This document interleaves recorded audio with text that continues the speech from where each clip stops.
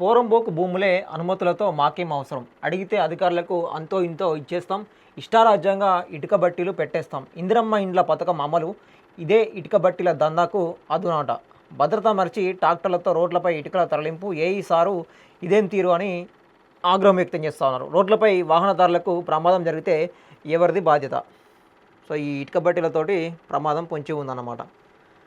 అయితే ఒక కుటుంబం తన సొంత గ్రామంలో సొంత స్థలంలో ఇంటి నిర్మాణం చేపట్టాలని అనుకుంటే అన్ని విధాల అనుమతులు పొందాల్సిన అవసరం ఉందని, ఇంటి నిర్మాణం చేయాలని హెచ్చరిక జారీ చేసే మండల స్థాయిలో అధికారులకు పొరుగు రాష్ట్రాల నుండి వలస వచ్చి దర్జాగా పోరంబోకు భూములను ఆక్రమించి ఇష్టారాజ్యంగా ఇటుక బట్టీలు పెట్టి భద్రత మరిచి ఇటుక దందా జోరుగా సాగిస్తుంటే కనిపించడం లేదా? అధికారుల తీరుపై అనేక అనుమానాలు, సందేహాలు వ్యక్తమవుతూ ఉన్నాయి. ఎవరు ఈ అక్రమ దందాలు చేస్తే మాకేమో అవసరం అనే భావనలో అధికారులు ఉన్నారా?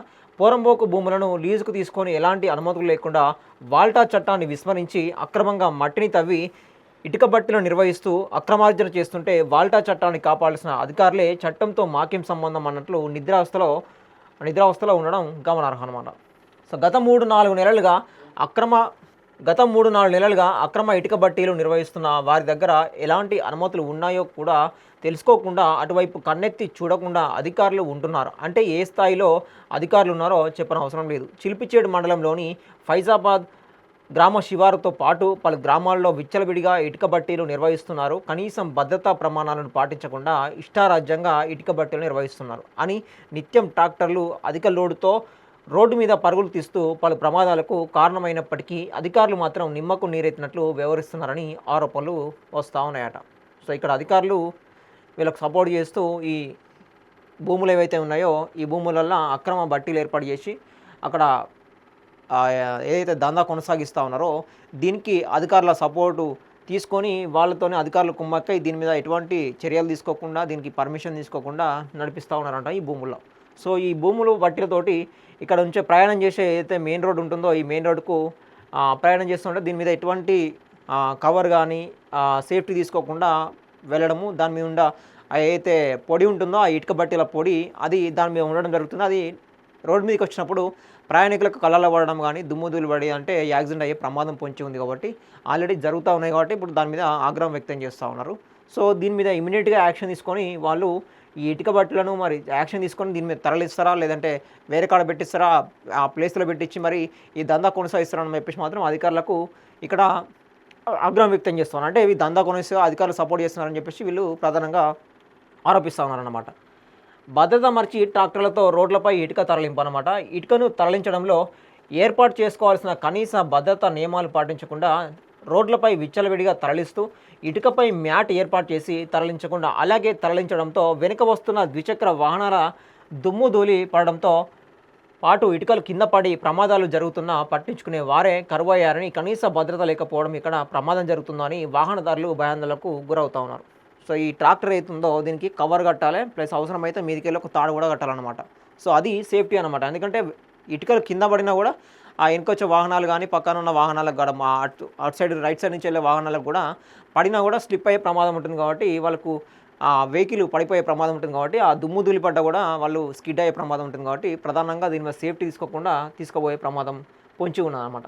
విద్యుత్ వినియోగించే ప్రతి ఒక్కరూ విద్యుత్ అధికారుల నియమాలు పాటిస్తూ విద్యుత్ మీటర్ ఉంటేనే విద్యుత్ వినియోగించుకోవాలి. అక్రమంగా విద్యుత్ వినియోగిస్తే చట్టపరమైన చర్యలు తీసుకుంటామని ప్రజలకు హితబోధ చేసే విద్యుత్ అధికారులు అక్రమ ఇటుక బట్టీలకు అక్రమంగా విద్యుత్ వినియోగం చేస్తూ వ్యవసాయ బావులలో వినియోగిస్తూ ఇటుకలు తయారు చేస్తున్న విద్యుత్ అధికారులు మాత్రం పట్టించుకోవడం లేదంట. సామాన్య ప్రజలకు ఒక న్యాయం, అక్రమార్కులకు ఒక న్యాయమా అంటూ విద్యుత్ అధికారులపై తీవ్రంగా ఆగ్రహం వ్యక్తం చేస్తున్నారు. మండల ప్రజానికం పోరంబోకు భూములను ఆక్రమించి ఇష్టరాజ్యంగా ఇటుక బట్టీలు నిర్వహిస్తున్న వారిపై వెంటనే చర్యలు తీసుకోవాలని స్థానికులు డిమాండ్ చేస్తూ ఉన్నారు. ఇక్కడ చిలిపిచేడు మండలం కేంద్రంలో గల రెవెన్యూ శాఖ, ఇరిగేషన్, విద్యుత్ శాఖ, ఆర్ఎండ్బి, పోలీసు తదితర శాఖల అధికారులకు ఇటుక బట్టీలు పెట్టడానికి అనుమతి ఇచ్చారా లేదా అనేది స్పష్టంగా అధికారులు స్పందించి వివరణ ఇవ్వాలని ప్రజలు కోరుతూ ఉన్నారు. మరి అధికారులు ఎలా స్పందిస్తారో వేచి చూడాల్సిందే. సో అధికారులను అడిగితే వాళ్ళు ఇంకా స్పందించలేదు, వాళ్ళు అడిగితే వివరణ ఇవ్వాల్సి ఉన్నది. సో ఆ వివరణ ఇస్తే మరి దానికి పర్మిషన్ ఉందా లేదా, ఎక్కడి నుంచి వచ్చారు, ఎప్పటి నుంచి నడుపుతున్నారు, దానికి పర్మిషన్ తీసుకున్నారా లేదా అని చెప్పేసి అధికారులకు, ఆర్ఎండ్బి అధికారులకు, అక్కడ ఉన్న మండల అధికారులు కావచ్చు, పోలీసు వాళ్ళకి కావచ్చు, అధికారులకు కావచ్చు, వీళ్ళందరికీ తెలిసి ఉంటారన్నమాట. సో ఇది తెలియకుండా వాళ్ళకి ఇన్ఫర్మేషన్ ఉన్నా కూడా బయట పెట్టలే కావచ్చు. సో ఇవన్నీ కూడా ఇన్ఫర్మేషన్ బయటికి రావాల్సి ఉన్నదన్నమాట. సో ప్రమాదం పొంచి ఉన్నప్పుడు దీని మీద సేఫ్టీ తీసుకోవాల్సిన, చర్యలు తీసుకోవాల్సిన, వాల్టా చట్టాల ప్రకారం చర్యలు తీసుకోవాల్సినవి కూడా ఇక్కడ ఉందన్నమాట ముఖ్యంగా.